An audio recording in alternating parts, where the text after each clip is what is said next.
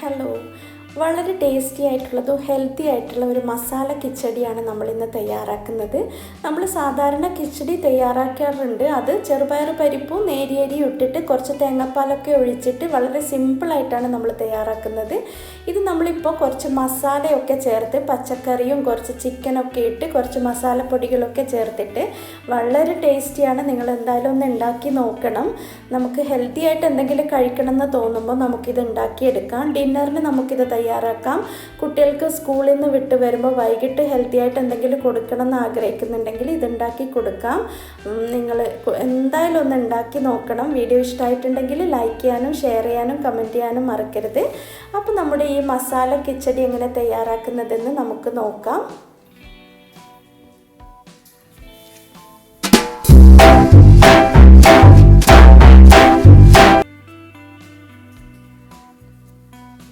ഒരു പാനിലേക്ക് നമ്മൾ 1 കപ്പ് ചെറുപയർ പരിപ്പ് എടുത്തിട്ടുണ്ട്. ഇത് നമ്മളൊരു 2 മുതൽ 3 മിനിറ്റ് വരെ നമുക്കിതൊന്ന് വറുത്തെടുക്കണം. ഏകദേശം 250 ഗ്രാം ചെറുപയർ പരിപ്പുണ്ട്. ഇത് കുറച്ച് വറുക്കുമ്പോൾ തന്നെ ഇത് കളറൊന്ന് ചെറുതായിട്ട് മാറും. പിന്നെ നല്ലൊരു മണവും വരും. അപ്പോൾ നമുക്കിതൊരു ബൗളിലേക്ക് മാറ്റി വെക്കാം. ഫ്ലെയിം ഒന്ന് മീഡിയം ആക്കിയിട്ട് നമ്മളിതൊന്ന് ഫ്രൈ ചെയ്തെടുത്താൽ മതി. ഒന്ന് ഡ്രൈ റോസ്റ്റാണ് നമ്മൾ ചെയ്യുന്നത്. ഇതൊരു ബൗളിലേക്ക് നമുക്ക് മാറ്റിയിടാം. ഇനി നമ്മൾ ഒരു 1/2 കപ്പ് ചെറുപയർ പരിപ്പ് എടുത്തതിൻ്റെ പകുതി അളവിൽ നമ്മൾ ജീരകശാല അരി, അതായത് കൈമ റൈസ്, നിങ്ങൾക്ക് ബസ്മതി റൈസ് എടുക്കുന്നുണ്ടെങ്കിൽ ഒന്ന് മിക്സിയിലൊന്ന് പൊടിച്ചിട്ട് അത് ചേർത്ത് കൊടുക്കാം. നന്നായിട്ട് 2-3 പ്രാവശ്യം ഞാൻ കഴുകി എടുത്തിട്ടുണ്ട്. ഇനി ഇതൊന്ന് അരമണിക്കൂർ നമുക്കിതൊന്ന് കുതിർത്ത് വെക്കണം. അപ്പോഴേക്കും നമുക്ക് ഇതിൻ്റെ മസാലയൊക്കെ ഒന്ന് തയ്യാറാക്കിയെടുക്കാം. ഒരു പ്രഷർ കുക്കറിൽ 2 ടീസ്പൂണ് ഗീ ഇട്ട് കൊടുക്കണം. ഗീയിലാക്കുമ്പോഴാണ് ഇത് നല്ല ടേസ്റ്റ് വരുന്നത്. നിങ്ങൾക്ക് ഗീ ചേർക്കാൻ ബുദ്ധിമുട്ടുണ്ടെങ്കിൽ വെളിച്ചെണ്ണയോ സൺഫ്ലവർ ഓയിലോ ചേർക്കാം. 2 ഗ്രാമ്പു, 2 കറുവപ്പട്ട, 2 ഏലക്ക ചേർത്ത് കൊടുക്കണം. 1 ടീസ്പൂണ് ചെറിയ ജീരകം ഇട്ട് കൊടുക്കുന്നുണ്ട്. ജീരകം ഒന്ന് പൊട്ടി വരുമ്പോൾ നമ്മൾ 1 ടീസ്പൂൺ ഇഞ്ചി വെളുത്തുള്ളി പേസ്റ്റ് ചേർത്ത് കൊടുക്കണം. ഇനി നമ്മൾ ചേർക്കുന്നത് 4 പച്ചമുളക് ക്രഷ് ചെയ്തതാണ്. പിന്നെ ഒരു 1/2 കപ്പ് ഗ്രീൻ പീസ്, ഒരു ചെറിയ ക്യാരറ്റ്, ഒരു മീഡിയം സൈസിലുള്ള ക്യാരറ്റ് ചെറുതായി അരിഞ്ഞതും, 2 മീഡിയം സൈസിലുള്ള തക്കാളി ചെറുതായി അരിഞ്ഞതും, ഒരു ചെറിയ ഉരുളക്കിഴങ്ങാണ് ഞാൻ എടുത്തത്, അത് ചെറുതായി അരിഞ്ഞതും എല്ലാം കൂടെ നമുക്കിതിലേക്ക് ഇട്ട് കൊടുക്കാം. നിങ്ങൾക്ക് ഏത് പച്ചക്കറിയാണ് വേണ്ടത് അത് നിങ്ങൾക്ക് എടുക്കാം. നമുക്കിതൊന്ന് 1 മിനിറ്റ് ഇതൊന്ന് സോട്ട് ചെയ്തെടുക്കണം.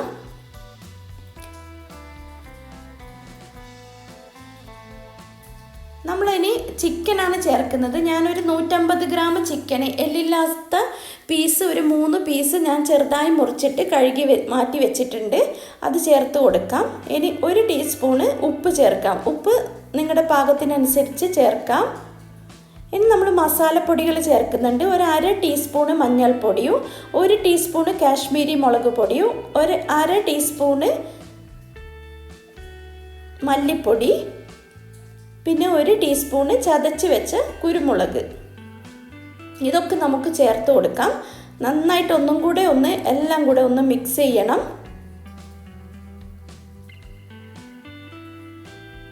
പൊടിയുടെ പച്ചമണമൊക്കെ മാറുന്നത് വരെ നമുക്കിതൊന്ന് വഴറ്റിയെടുക്കണം.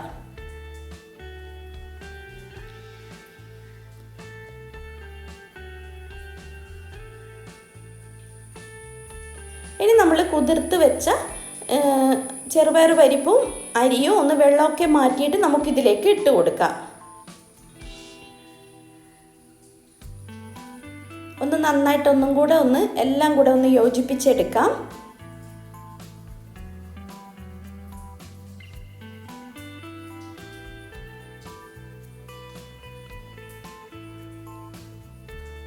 അപ്പോൾ ഇനി നമ്മൾ 5 കപ്പ് വെള്ളം, നമ്മൾ ചെറുപയർ പരിപ്പ് എടുത്ത അതേ കപ്പിൽ 5 കപ്പ് വെള്ളം ഇതിലേക്ക് ഒഴിച്ചു കൊടുക്കണം. ഏകദേശം 1.25 ലിറ്റർ വെള്ളമുണ്ട്.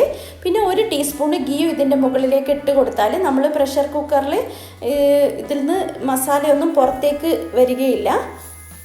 ഒരു 5 വിസിലടിച്ചിട്ട് നമ്മളിതൊന്ന് വേവിച്ചെടുക്കണം. ആദ്യം ഒന്ന് ഹൈ ഫ്ലെയിമിലിട്ടിട്ട് ഒരു വിസിലടുപ്പിക്കാം. പിന്നെ നമ്മൾ മീഡിയം ഫ്ലെയിമിലിട്ടിട്ട് ഒരു 4 വിസിലും കൂടെ അടിച്ചിട്ട് പ്രഷറൊക്കെ പോകുന്നത് വരെ കുക്കർ അവിടെ അടിച്ചു വെക്കാം. ഇനി പ്രഷറൊക്കെ പോയിട്ട് കുക്കർ തുറന്നിട്ട് നമ്മൾ ഇതൊരു പാത്രത്തിലേക്ക് മാറ്റുന്നുണ്ട്. എല്ലാം നന്നായിട്ട് വെന്ത് വന്നിട്ടുണ്ട്. നല്ല ചിക്കനും പച്ചക്കറികളൊക്കെ വെന്ത് വന്നിട്ടുണ്ട്. ഞാനിപ്പോൾ ഇതിലേക്ക് ഒരു 1/4 കപ്പും കൂടെ ചൂടുവെള്ളം ചേർക്കുന്നുണ്ട്. വെള്ളമൊക്കെ നിങ്ങളുടെ നോക്കിയിട്ട് നിങ്ങൾ ചേർത്താലും മതി. നിങ്ങൾക്ക് ഏത് കൺസിസ്റ്റൻസിയിലാണ് വേണ്ടത്. എനിക്ക് കുറച്ചും കൂടെ ഇതുപോലെ ആകാൻ വേണ്ടിയിട്ട് ഞാനൊരു 1/4 കപ്പും കൂടെ വെള്ളം ചേർത്ത് നന്നായിട്ട് ഒരു 2-3 ടേബിൾ സ്പൂണ് ചെറുതായി അരിഞ്ഞ മല്ലിയില ഇട്ട് കൊടുക്കണം.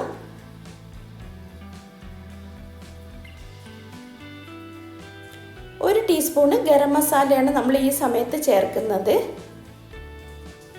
എല്ലാം കൂടെ ഒന്ന് മിക്സ് ചെയ്യാം. ഞാൻ കുറച്ചും കൂടെ ഗീ ചേർത്ത് കൊടുത്തിട്ടുണ്ട്. വളരെ ടേസ്റ്റിയാണ് ഗീ ചേർക്കുമ്പോൾ. ഗീ നിങ്ങളുടെ ഇഷ്ടത്തിനനുസരിച്ച് ചേർത്താൽ മതി. പിന്നെ ഉപ്പ് ആവശ്യമുണ്ടെങ്കിൽ കുറച്ചും കൂടെ ഉപ്പ് ചേർത്ത് കൊടുക്കാം. അപ്പോൾ നമ്മുടെ വളരെ ടേസ്റ്റി ആയിട്ടുള്ള ഒരു മസാല കിച്ചടി റെഡി ആയിട്ടുണ്ട്. ഇനി നമുക്കിത് സെർവിങ് ബൗളിലേക്ക് മാറ്റാം.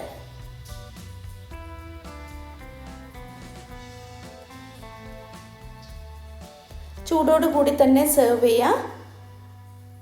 പിന്നെ 2 തക്കാളിയൊക്കെ ചേർത്തത് കൊണ്ട് എനിക്ക് പുളിയൊക്കെ കറക്റ്റാണ്. പക്ഷേ കുട്ടികൾ ഇവിടെ കുറച്ച് ലെമൺ പിഴിഞ്ഞിട്ടാണ് കഴിച്ചത്. ലെമൺ ജ്യൂസ് വേണമെങ്കിൽ നിങ്ങൾക്ക് ഇതിൽ ആഡ് ചെയ്തിട്ട് കഴിക്കാം.